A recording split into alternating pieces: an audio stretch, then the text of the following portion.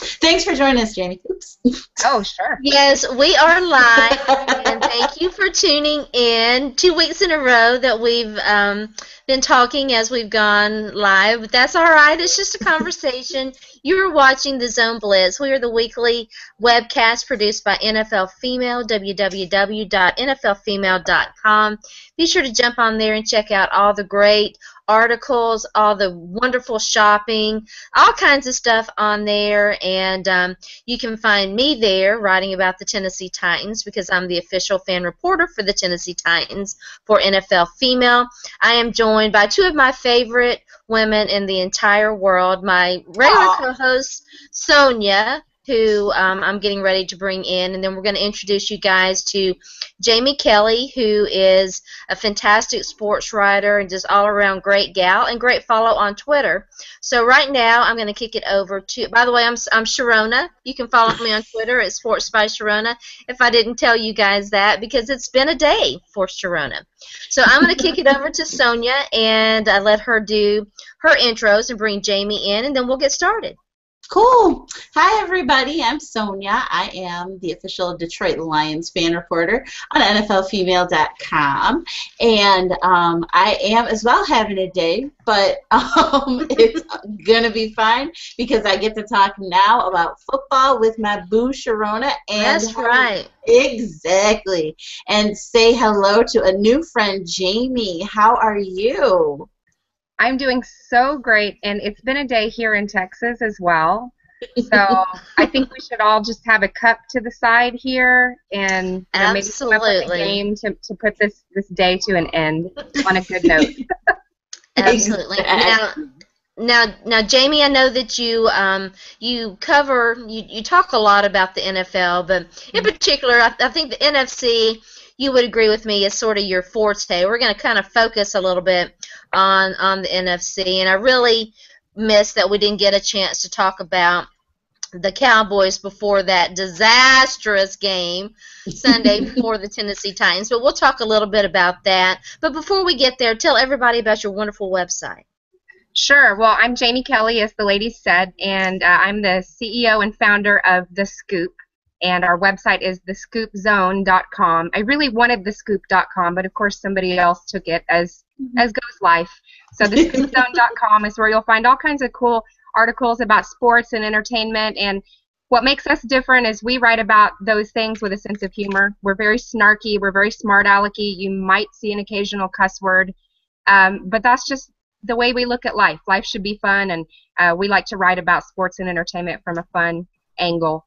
Our Twitter account is @TweetTheScoop, and that's where you can just get all of our content as soon as it's fresh out the oven. So that's our new project that we've got going here, is The Scoop. Well, you fit right into my personality. I sort of trend toward those snarky kind of, I mean, I'm a regular reader and consumer of both Kissing Susie Colbert and Deadspin, and I also read Jezebel and some stuff on Gawker as well. So I definitely enjoy that, and got a chance to talk to Sarah Sprague, who writes for KSK. So that was very exciting for me today. But let's go ahead and get started. There's a lot of ground to cover.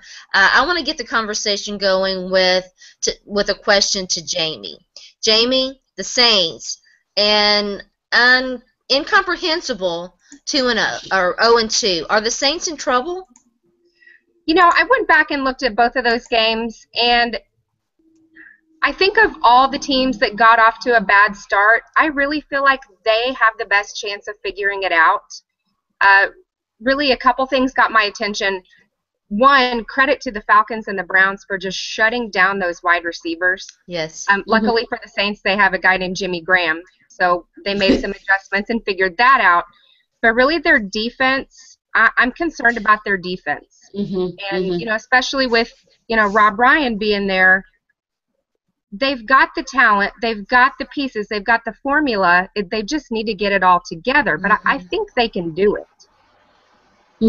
Yeah, it's Sonja. What do you think about the defense? Let's talk about that. Rob Ryan, the Saints historically have not been very good on defense. It's been sort of their Achilles heel for for a while, and obviously they had Greg Williams and the Bounty Gate thing, and that sort of set them back, a little bit. And we don't have the time, and I don't have the energy to get into all of that with everything else that's been going on. But is their defense right now, is it a legitimate concern? And how did we go from having, I mean, they were like a top 5 defense last year, and now they're in the bottom of the league? I for one, having Cleveland just run all over them at the end of the play, or at the end of the game. I mean, that was like a 95-yard drive, and they couldn't stop them once. I mean, credit to Cleveland. I can't take anything away from them. So before all my Cleveland peeps get on me, credit to them for getting that done. But at the same time, this was an awesome defense last year, one of the top defenses in the league last year. So I don't know what happened. Is it, maybe they really did need Champ Bailey more than what they thought? Yeah, right. But, seriously. But I don't know. You got to wonder. But once again, this is a Rob Ryan defense, so I don't think it will be down that long. They will figure it out, I hope. But I don't know. They're on 2 of my fantasy teams, so I might have to drop them until they get it together. Yeah, no, right. Jamie, correct me if I'm wrong, Jamie. I can look this up real quick. But as I recall, and I'm just going off the top of my head, which is kind of scary, but I don't think that the Saints have any sacks at all this year. They're not getting to the quarterback, which, in my opinion, I think that is their biggest issue right now. You're close. They have 2. Okay. And you're right, they're not getting the pressure on the quarterback, and they're not really succeeding in any phase of their defense. They're not getting to the quarterback. I saw an interesting stat earlier that the opposing quarterback rating going against the Saints has been the highest in the league through 2 games. Okay. Wow. So, as a fantasy player, I'm looking. Say it again. I'm sorry. So that certainly feels true. Right. And as a fantasy player, I'm thinking, okay, let's go grab whoever's playing the Saints, and that'll be my quarterback for the week. But they're not really doing much in coverage either. I mean, their cornerback Patrick Robinson is getting torched. The safeties aren't really coming in to help. So you would hope they could at least get one part of their defense down, and they're just failing across the board right now. Yeah, it's really inexplicable to me. We know that they don't play as well on the road. Do you still think that they can make a run at the playoffs? I'll start with you, Sonja, and then we'll go to Jamie. That's okay. No, who cares? Potentially I think they could make a run at the playoffs. And, I thought about that. I was like, well, they aren't a very good road team, and they have started the first 2 games on the road. So hopefully, when they come back to home this week, they will be able to, use their home team advantage, or use their home field advantage to their advantage. And, I think they might be able to make it. Tampa Bay obviously isn't going anywhere, it sounds like now. And Atlanta, I thought they were going to do something, but once again, it's early, but I don't know. So, I mean, they could potentially still make a run, at least the wild card, I think. Yeah, Jamie, what do you think? Sonja, I think you nailed it. It's just too early to make any decisions, but I think getting back to some home cooking, getting in that dome, I think we're going to see the Saints, they're going to show that they are who they thought they were, who we thought they were, to quote, our favorite quote of all time from Dennis Green. But yeah, I think they're fine. It's 2 games in. They've got some issues. They'll figure it out. I mean, they're not the Saints that we remember from days of old who were dragging up the bottom. They're strong. And I have faith they're going to be fine. I think they'll have a place in the playoffs, no problem. Yeah, I think that they will also be able to rectify correct their problems and rectify their issues and be able to make a run at it. But, I mean, it's a small sample size, no doubt. Excuse me, 2 games in, but still, when it comes down to the end, sometimes those, a game or 2 can make a huge difference. They've definitely got to figure it out soon. Let's talk a little bit about the Seattle Seahawks. Are they contenders or are they pretenders? Looked really, really, really strong in their first game. Looked terrible last weekend against the San Diego Chargers. And Richard Sherman, the question of the sort of the game. Did Richard Sherman get beat or not? Yes or no, and why or why not? I'll start with you, Jamie. Well, sure, he got beat. I mean, the numbers prove it. I think Rivers went 4 for 4 for 56 yards when throwing at Sherman. And, you know, we started the season with Aaron Rodgers not even throwing into his zip code. So we really didn't get a feel for, you know, is Richard Sherman still the guy? I think he's still the guy. It's just one bad outing, you know, kind of like we said with the Saints. I'm not really concerned. I don't think there's a formula, or I don't think there's a magic trick that anybody learned by watching what the Chargers did. I think he's going to come right back out and go back to being the Richard Sherman that we know and some of us love. All right. So, I have to ask. Okay, now, so I have to ask. I was like, okay, do you love him or not, Jamie? I just like guys that play with passion. I think it's great. Mm-hmm. And I love Richard Sherman. I don't have a problem with him at all. If he was a scrub on the practice squad behaving the way he does, get out of here. But no, he backs it up on the field. I have no issue with him. All right, Sonja, same question to you. Did Sherman get beat? He got beat, but once again, it was just one game, you know, and we've kind of seen him do absolutely nothing, but because he was doing, I mean, his presence was just, you know, there, and that's all he had to do was just stand there and just kind of be out there, and Aaron Rodgers didn't even throw the ball in his direction. So, I mean, that right there speaks volumes. You know, this is Aaron Rodgers who didn't even look your way. So I think that speaks a lot. But he got beat that one game. It's just, once again, one game, small sample size. Yet him at home in Seattle. And even next week, I think he's going to, you know, show us why he is Sherm. And do I love him? I don't love him, but do I love what he's doing? I do. I mean, you know, I like the trash talk. I love all that. So, I mean, and like you said, he's proven it. Aaron Rodgers didn't throw to him. I'm going to be the contrarian here.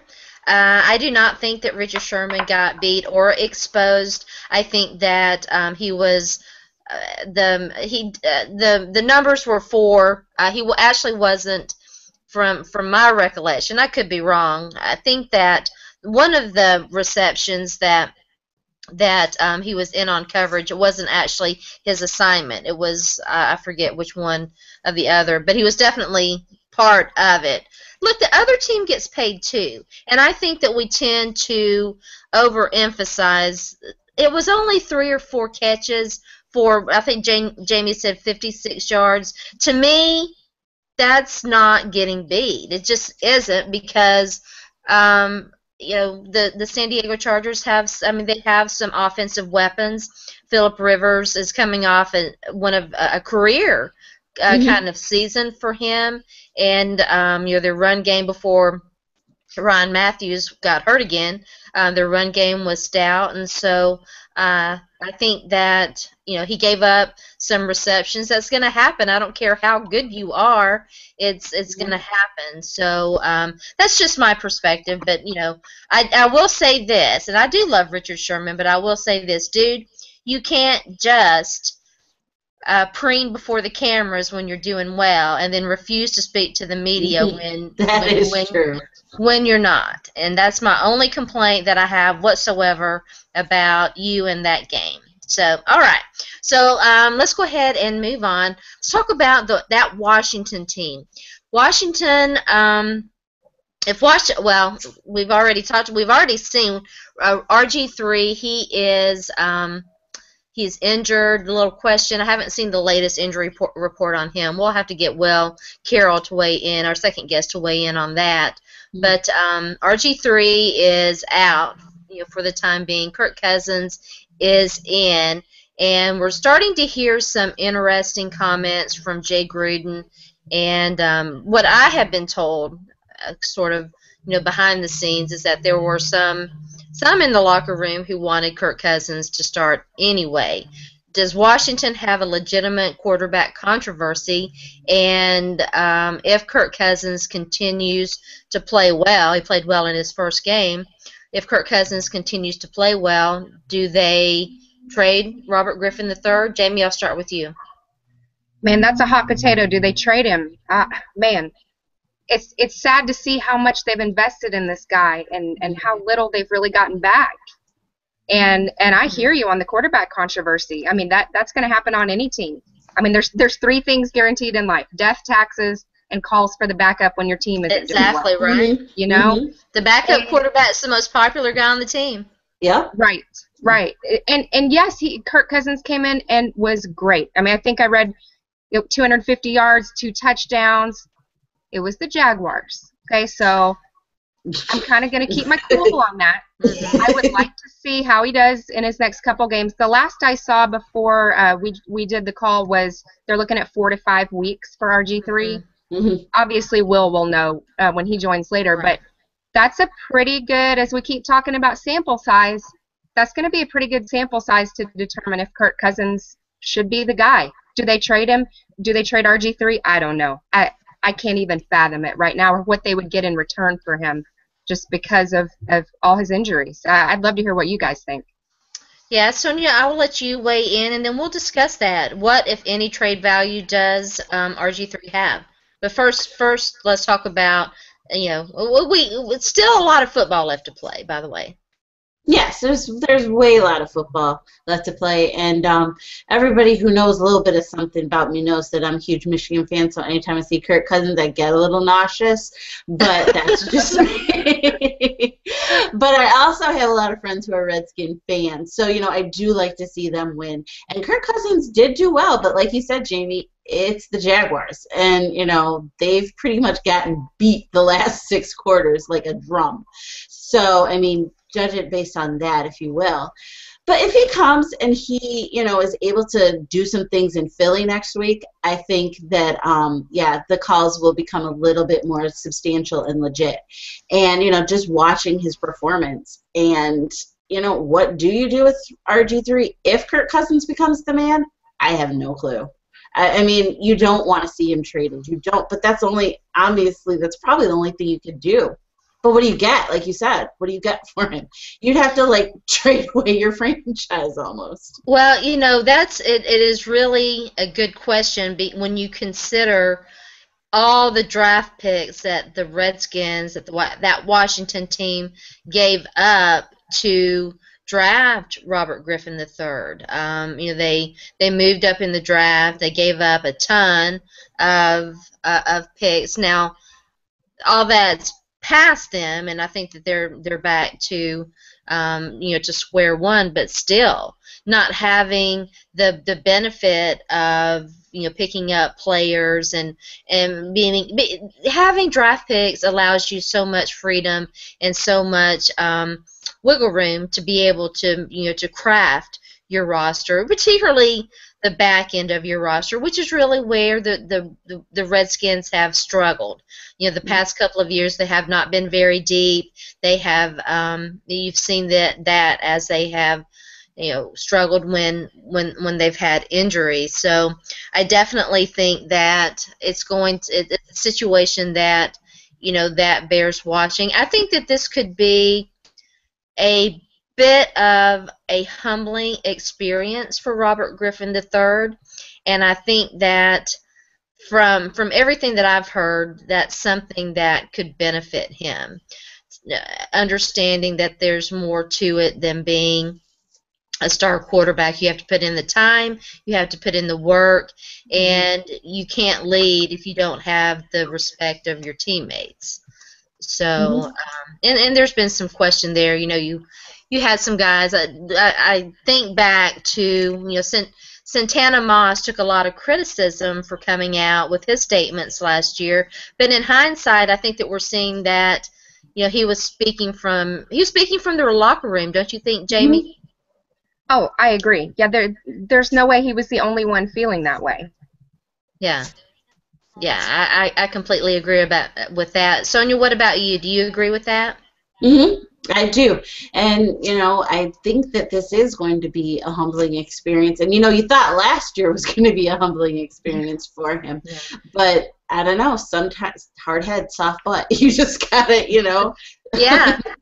And this is a perfect case. We are joined with our good friend, Will Carroll, the injury expert at Injury Expert on Twitter. Great writer, well-versed in all kinds of injury issues, and just an all-around great guy. Will, thanks for joining us.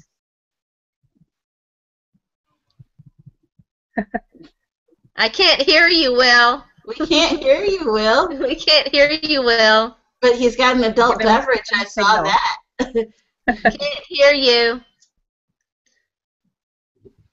All right, we're gonna get Will in here with some sound. Yeah, with some sound here in a minute. It looks like he keeps no, muted. It's muted now. Will? Nope. Nope, still not. We need to learn some sign language. Yeah, Will's got some fancy new equipment. I know that it's kind of messing with him a little bit, so we'll let him get back in here and talk a little bit about us with that. Okay. While we're waiting on Will, I definitely want to ask Jamie some questions about. We talk here about issues that are what we feel like are important to female fans, important to we want to represent our constituency, all the women out there, and what we're seeing now is I think a changing point in the NFL regarding its attitude and treatment of women. The NFL has just hired they retained one of the top female lobbyists in the country to head their Washington office. They have brought in some consultants, 3 very powerful women to serve as consultants, and they have elevated Ann Isaacson to a position, Director of Social Responsibility, I believe is the actual title, which I'm not sure what that means. But Jamie, are we seeing a turning point, do you think, in how the NFL is going to proceed in the future with women as it becomes more of a bigger influence on their decision making? Without a doubt.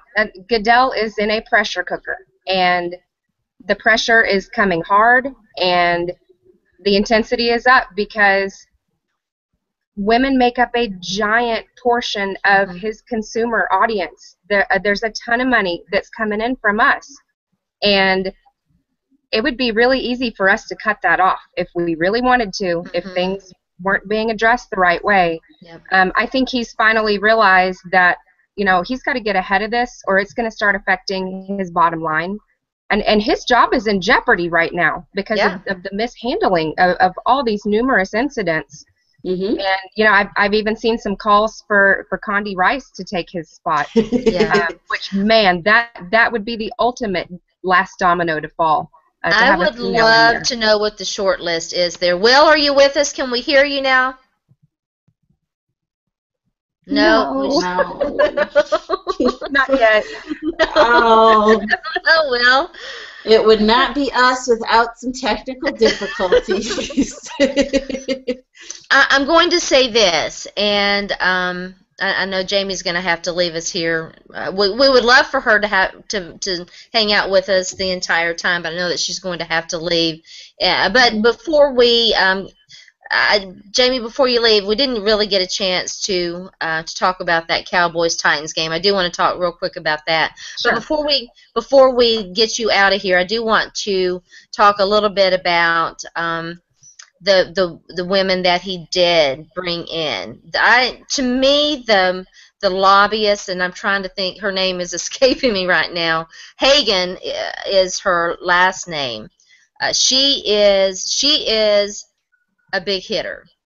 She is very well connected. She was like counsel to Joe Biden. She is well connected within the Senate, having served for the Judiciary Committee, and has a lot of contacts in there.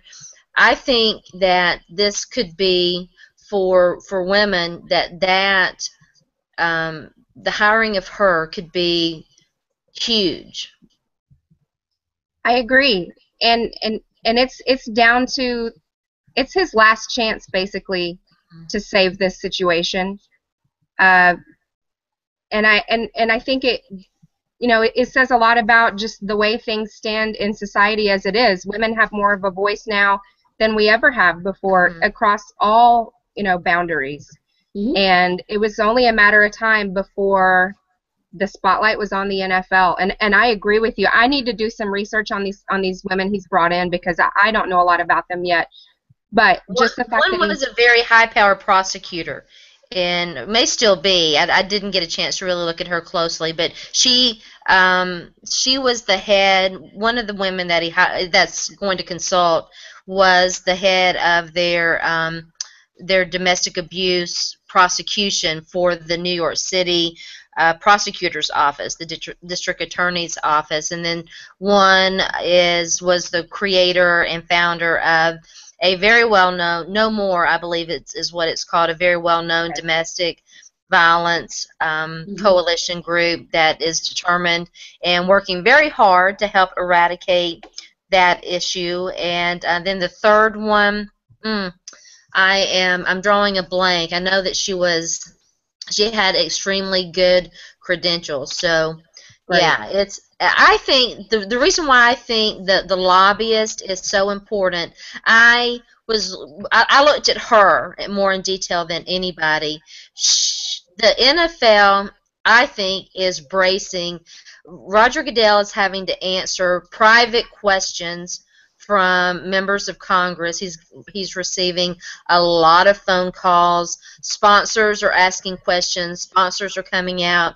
But they also know that the big thing is Congress. The big fight is going to be with Congress. They're going to have to answer questions regarding the concussion lawsuits. They're going to have to answer questions regarding the FCC's proposal to end the blackout rules.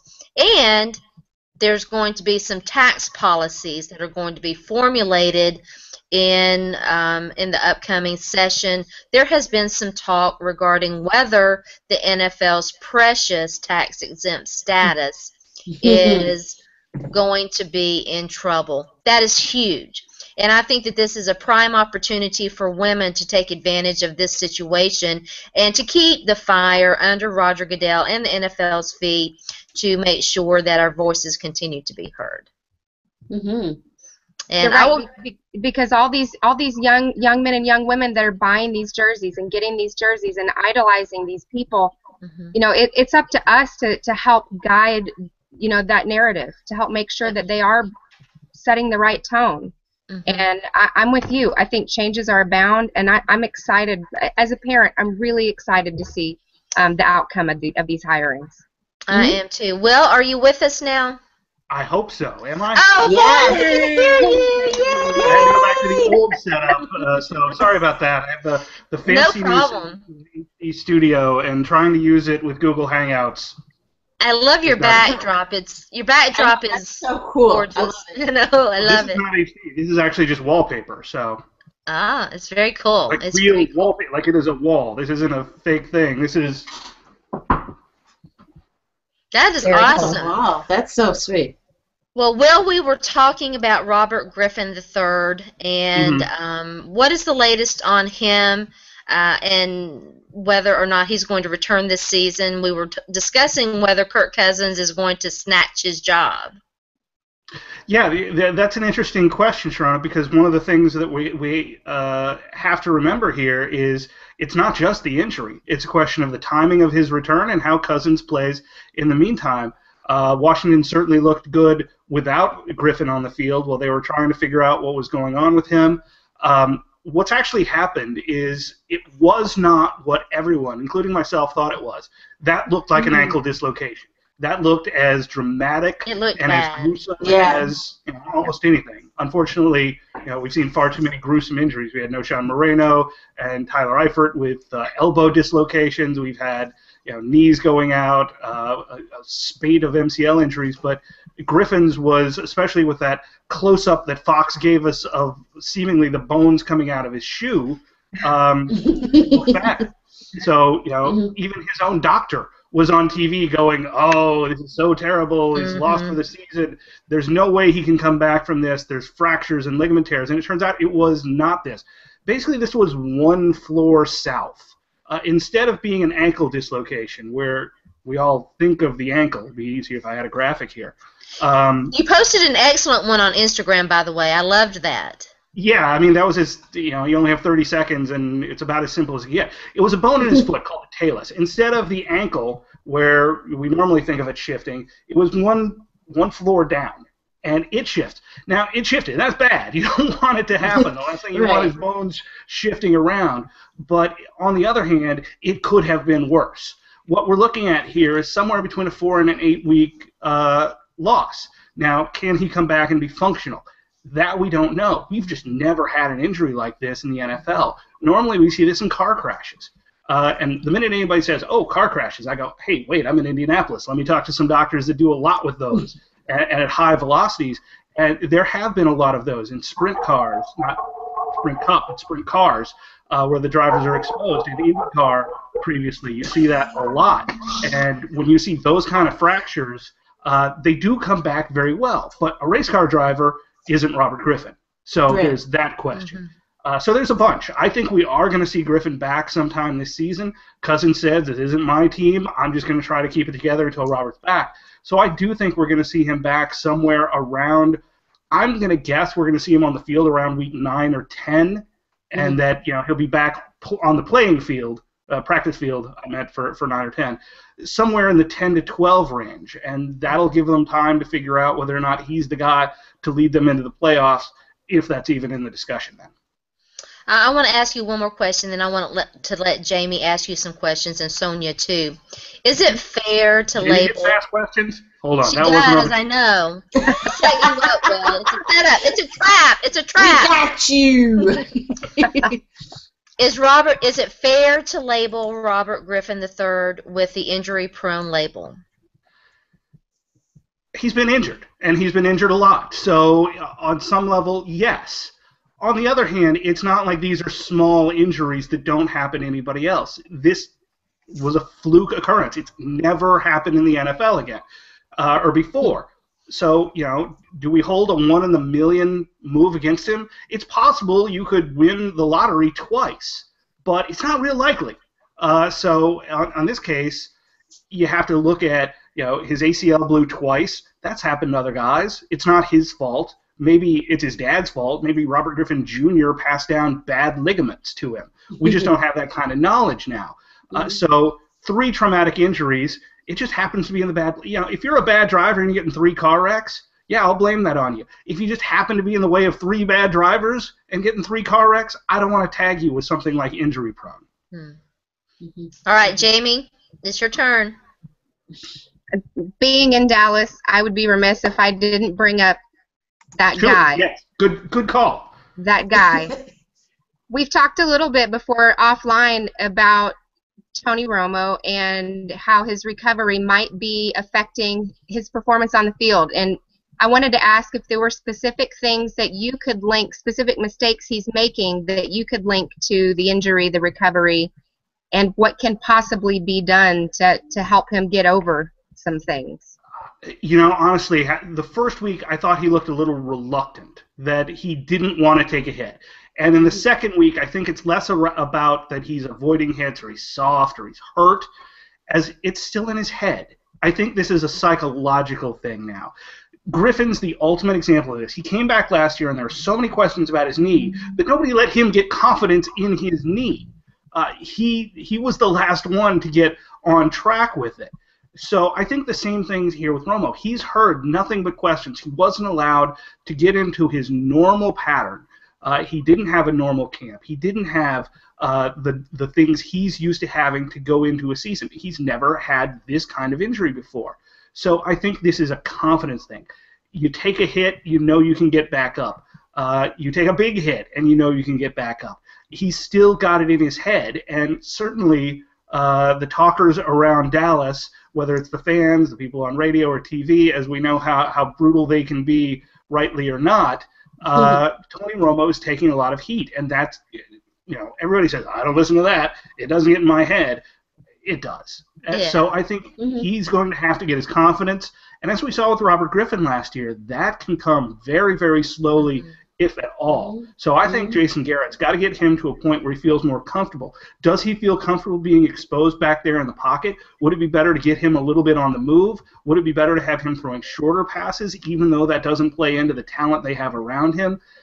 I don't have the answers. That's why Jason Garrett gets the big bucks. But right now, I think they've got to get this out of his head rather than worrying about his back. I completely agree. Yeah, great question by you, Jamie. Sonja, what do you want to ask Will? So on the same dislocation. Hold on a second, Sonja. Hold on. I was told there would be beverages, and I'm the only one here that seems to have brought their own beverage. Okay, good. Sharona got hers. Sharona has a strawberry daiquiri. I might have to run out after this and grab some strawberries for my kids, so I figured that it might not be the responsible thing to do. All right, next week, though. As long as I have mine hooked up to an IV drip. That's why you can't. Jamie is my girl. I'm telling you. Oh, goodness. So back on the dislocation theme, rookie cornerback Nevin Lawson of the Lions this week, actually he dislocated 2 toes, I do believe, and was in surgery like right away. Do you know any more about that injury or have any insight as to what that exactly was? Don't have specifics on what happened exactly, but dislocated anything kills. I don't know if any of you have ever dislocated anything or been around somebody that dislocated anything. I'll tell you a story going all the way back to junior high. I was a quarterback. Don't ask. This was junior high. Threw a pass and hit the guy's helmet in front of one of my teammates backing up. And the pass was nothing to speak of, but we've often seen where a quarterback will reach out and hit the helmet.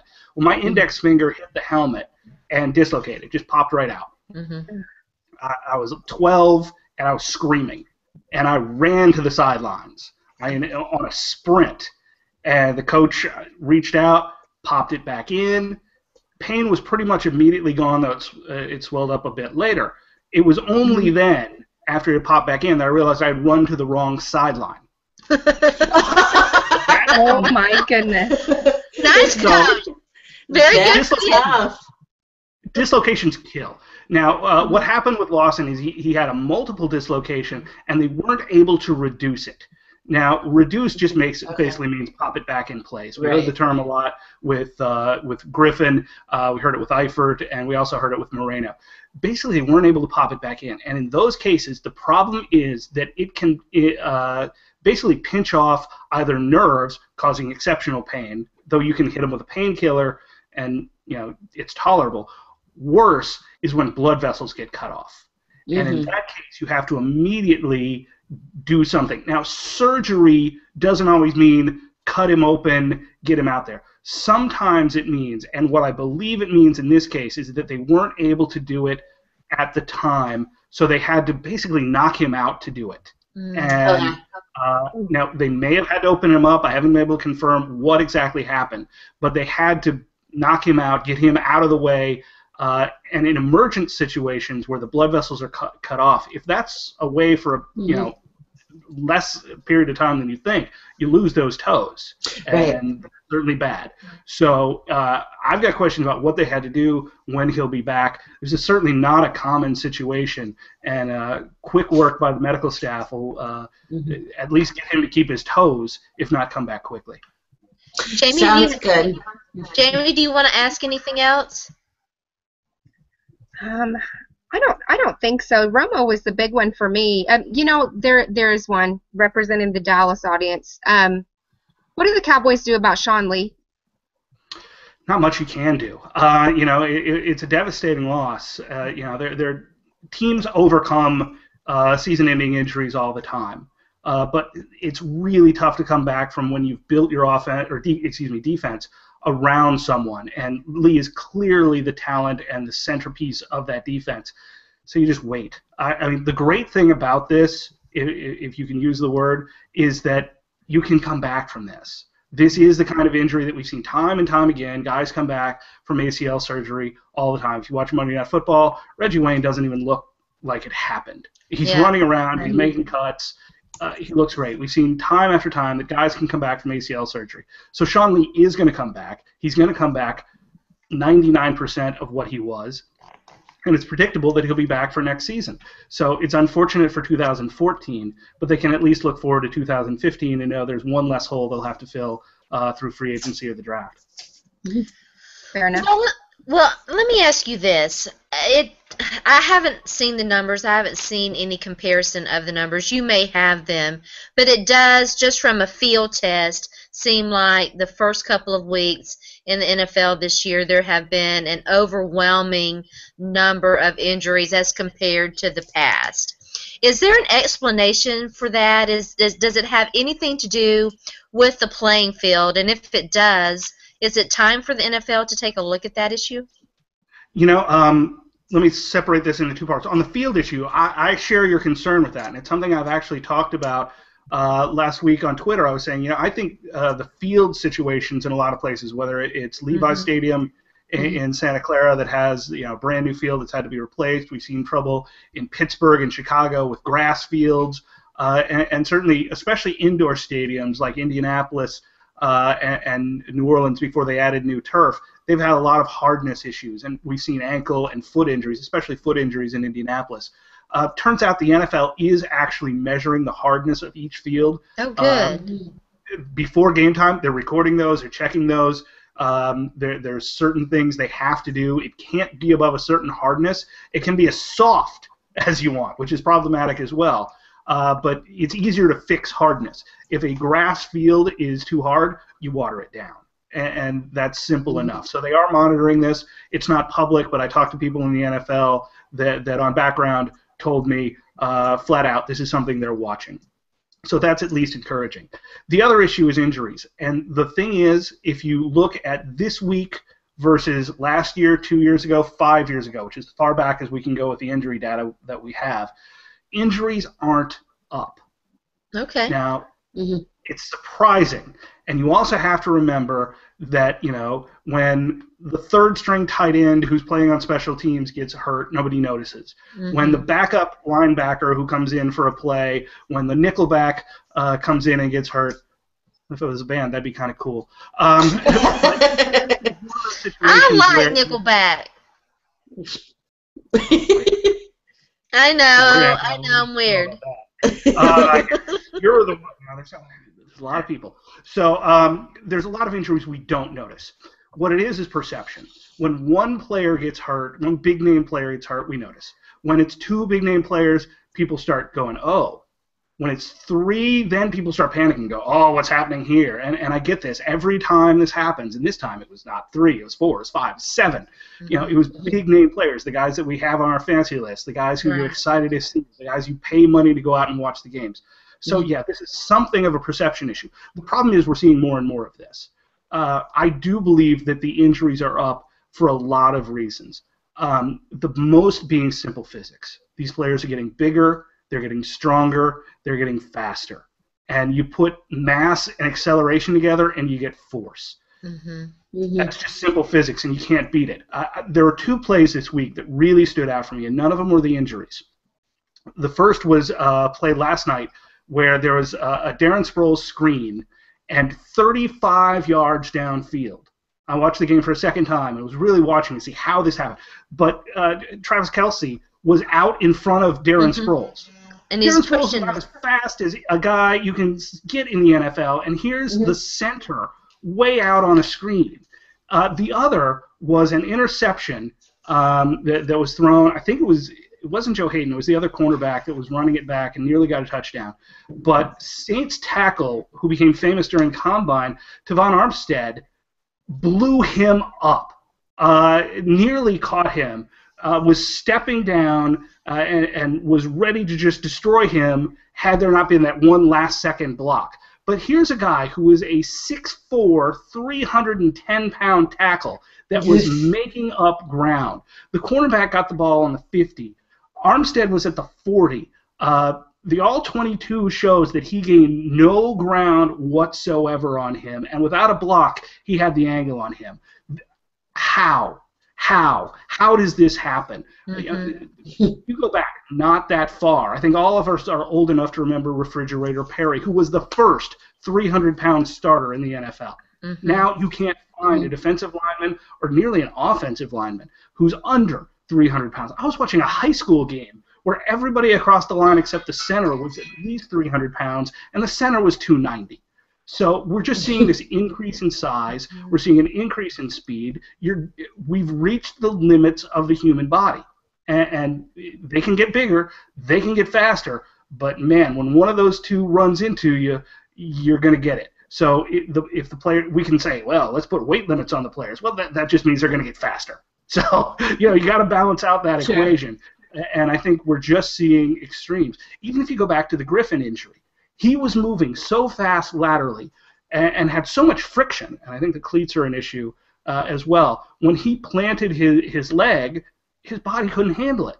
He was moving faster than his body could handle, and that's what caused it. It wasn't somebody that hit him. It wasn't because his foot got trapped by the Philadelphia turf monster or something. This was just a freak play. But as we're increasing the forces, we're going to see more of these freak plays because the body simply can't handle these kind of forces. Where does the NFL go from here, Will? It has the issue of the 18-game season, the expansion. Do these injuries table that finally? No, that's actually still been on the table. I was talking to someone who has knowledge of the drug testing agreement negotiations, and one of the things that was brought up was the 18-game season.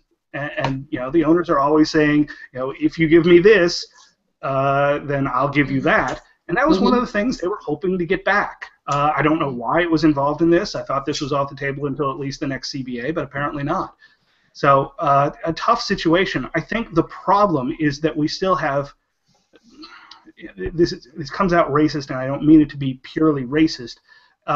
It's a plantation mentality. And even the players succumb to this with their whole next man up thing.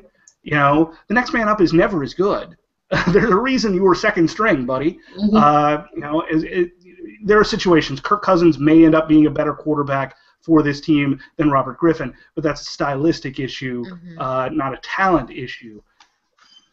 I just think they own these players, and they're so used to replacing these players that even at the extremes, I think this is part of the problem with why owners don't want to get rid of troubled players. Because especially in the case of a guy like Peterson or a guy like Ray Rice, that's kind of the prize that you own. I own this guy, and that's troubling language to begin with, let alone a concept. So you don't want to give away your favorite toy. You don't want to give up the thing that's helping you win. And these guys are competitive.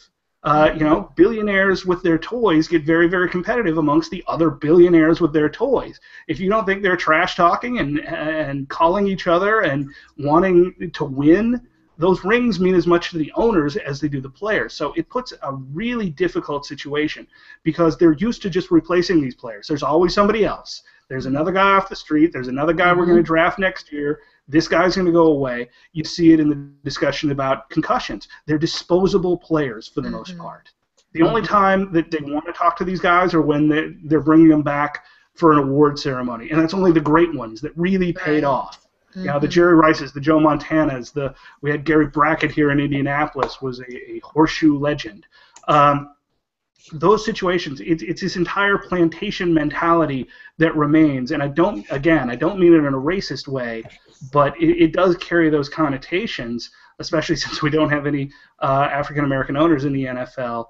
It's just another one of those troubling issues that Roger Goodell is going to get to deal with after he gets past this current troubling issue.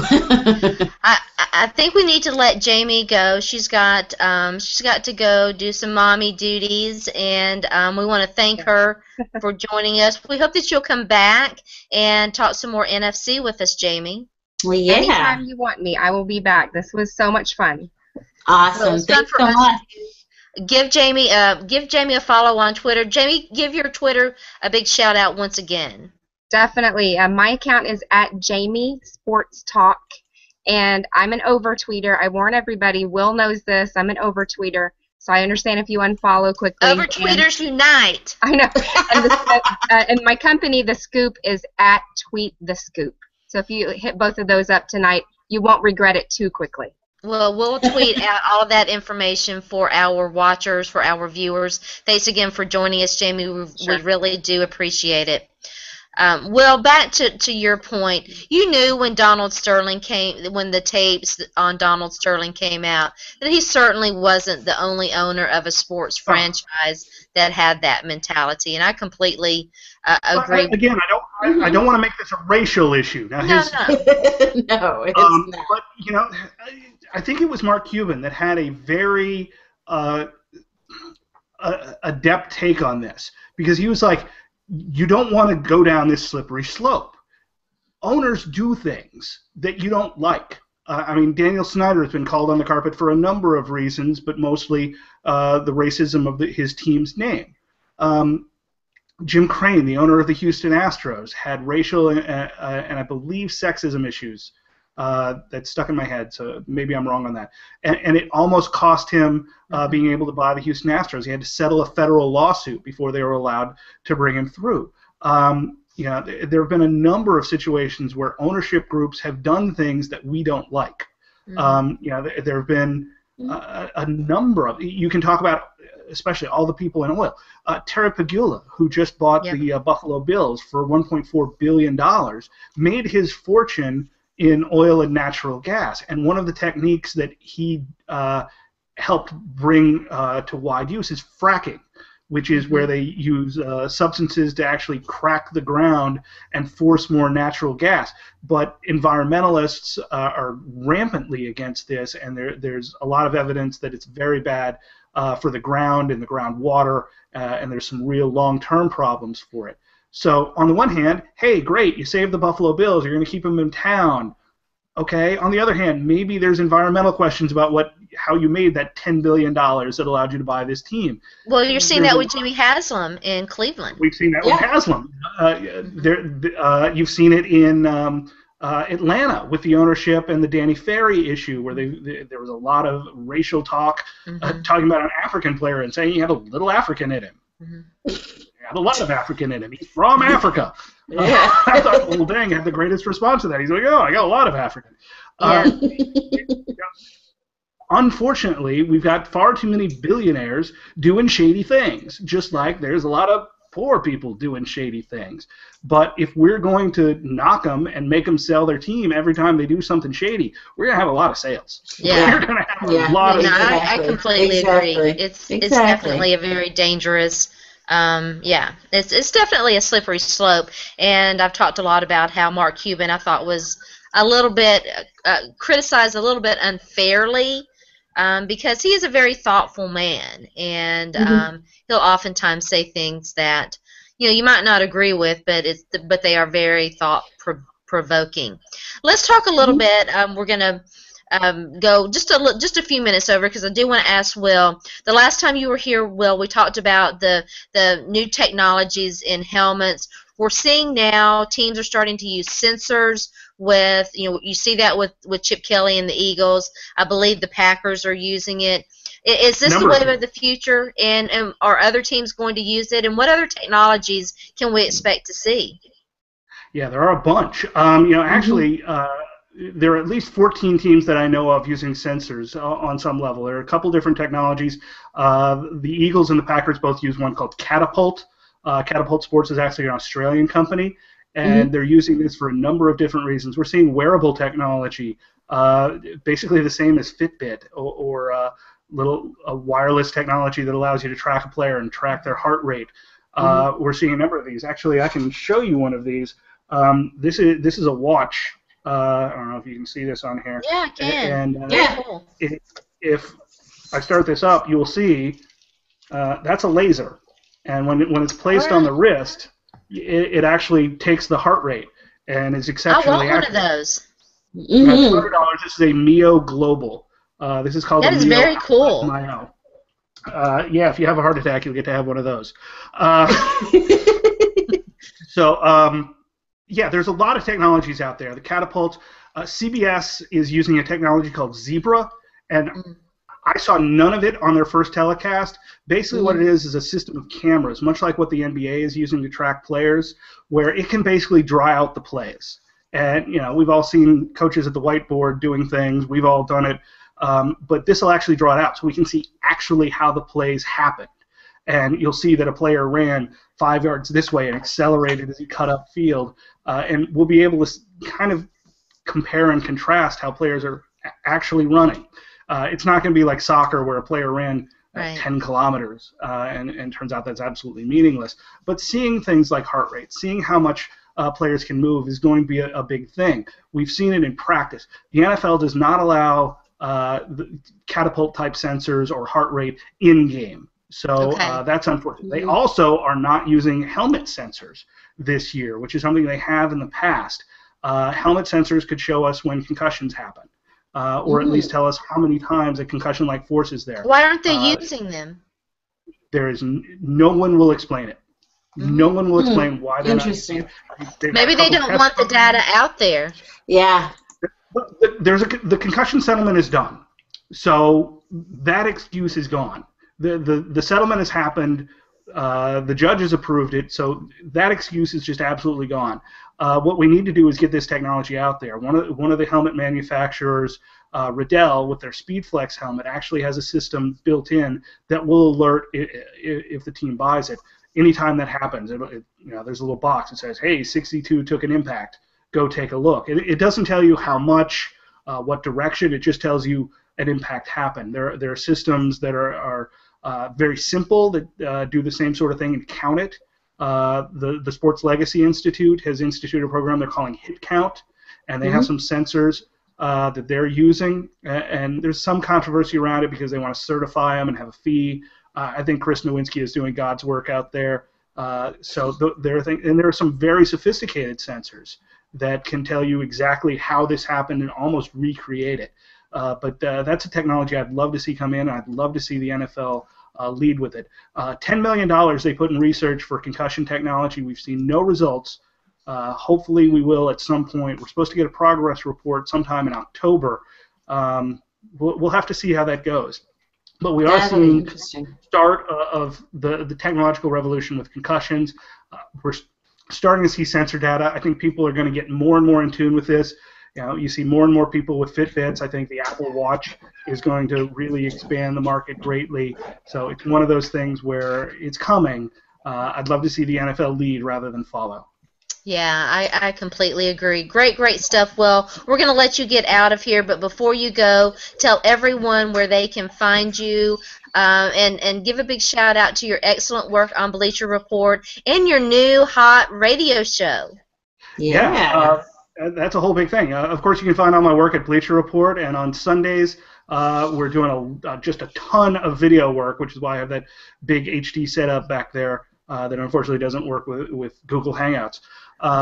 So we're doing just a ton of great stuff. If you haven't checked out Bleacher Report lately, if you think we're just slideshows, come and check out Mike Friedman and Michael Shoddy and Jason Cole, and now Mike Tanier, my old friend from Football Outsiders that joined us. Yeah, that was a big get for Bleacher Report. Huge. Really excellent writer. One of my 2 or 3 favorite NFL writers. And also, as you mentioned, Bleacher Report Radio now on Sirius 93 XM 208 and on the app 961 every day, 3 to 6. I'm on there with Jason Goff talking on the afternoon drive. And if there was ever 2 weeks when we didn't want to start a radio show, it's the Ray Rice and Adrian Peterson show. Yeah. Well, thank you so much for joining us, and it is so great to see you looking healthy and looking you look awesome. Yes, you look great. I hope that you'll come back soon. Definitely. Thanks a lot, guys. Yeah, thank you. Bye-bye. All right. Great show tonight, Sonja. I was awesome. So excited to see Will again. It's been far too long since we've had him on the show, and great information from him. Will is he is the man when it comes to injuries in the National Football League. We're very grateful to him for joining us, and big shout out to Jamie Kelly for joining us, talking about the NFC and the Dallas Cowboys. Give us a quick update on your Lions, and I'll give one on the Titans, and then we'll sign off. All right, sounds good. And first of all, I just want everybody to know that, yes, I am a nurse, and yes, I did ask about why the dislocated had to go to the surgery right away. But let it be said that I'm in peds, and we don't really deal with that type of stuff, but once he started explaining, it all made complete sense. So, just so you know. Anyway, so a Lions update. So, yeah, we didn't look that great in Carolina. We didn't, but I want to say... How about them Panthers? Exactly. Once again, props to the Panthers, props to, Cam Newton making it happen when, everybody thought that he couldn't. Yeah. And so, that was good. That was good for them, at least. Us, I don't know. Matt Stafford is trying too hard, I think, to get it to Kelvin, thrown into double coverage way too much. I mean, come on, we've got other guys in. And, listening to some of the Jim Caldwell press conference saying that, now next week he wants to try and get Reggie Bush more involved. Well, yeah, let's get them involved and let's get it going because, we can be, let's be the team that we know we can be. Sure. Nate Freeze, our kicker, not a good look. No, I see you guys are trying out kickers. Yeah, we are trying out kickers. So we tried out former Titan Rob Baronis. Yes, we did. So hopefully that'll go well, and we'll get some good kicking in here. I mean, granted, yes, it's hard. It's a tough act to follow, Jason Hansen, but somebody's got to do it. Hopefully it'll be Nate Freeze, but if not, we got to get somebody in here for our kick game. Yeah, Matt Stafford, one good game, one bad game. How the Lions season goes is going to depend in large part on how he goes, right? Exactly, because as he goes, so do the Lions, and that's one thing that we've noticed from last year going into this year too. Well, coincidentally, the Titans are 1-1, and a very similar situation to the Detroit Lions. A good game against the Kansas City Chiefs. A horrible stinker of a game that we didn't get to talk with Jamie about too much against the Dallas Cowboys in their home opener. They traveled to Cincinnati next week to take on the undefeated Cincinnati Bengals. They will definitely need to play a lot better if they expect to win that football game. So anxious to see what they do there. Big show next week. We're going to have the fine folk from Gridiron Mo, an excellent sports app, join us and talk about that. And we're going to have Michelle Bruton, who is one of Will's compatriots over at Bleacher Report. She's going to join us talking about the NFL. We'll get her to weigh in because she writes about the Packers. We'll get her to weigh in on the Packers and what's going on with them. So stay tuned in for that. We will be back. But before we get out of here, I definitely have to say, Liz, you definitely are my soul sister because I got a message from Liz where she says she likes Nickelback too. Fist pump. Nickelback love over there. So, all right. Well, thanks for joining us. Sonja, tell everybody where they can find you. You guys can find me, as always, on Twitter, bopping around doing my thing, at mom, 2, 3, RN. You can always find me on NFL Female writing about my Lions. The second article is coming very soon. You can also find me writing with the guys over at agoodsportshang.com. Hi, Trav. We miss you. So, yeah, check them out. Check me out over there, too. They're such great guys. We definitely need to get Trav and Veer back. Yes, Trav, Veer. Come on. Give us a call. Yep. We want you on. Exactly. Sharona, tell us where we can find you, my boo. All right. Well, we're going to sign off now. You can find me on Twitter at Sports by Sharona. You can find me at NFL Female, where you can find my latest Titans article. Will the real Tennessee Titans please stand up? You can find me at NGSC Sports, where I'm keeping you updated on the latest and greatest regarding the NFL and its female problem. And you can also find me writing about the Titans at Pro Player Insiders. And you can find me every Monday through Friday, 10 o'clock a.m. Central Standard Time, 7:30 Yahoo Sports on Game Over with Vasti and Sharona. We'll be back next week, so stay tuned in. You are watching the Zone Blitz, produced by NFL Female. Have a very pleasant Tuesday evening. Adios.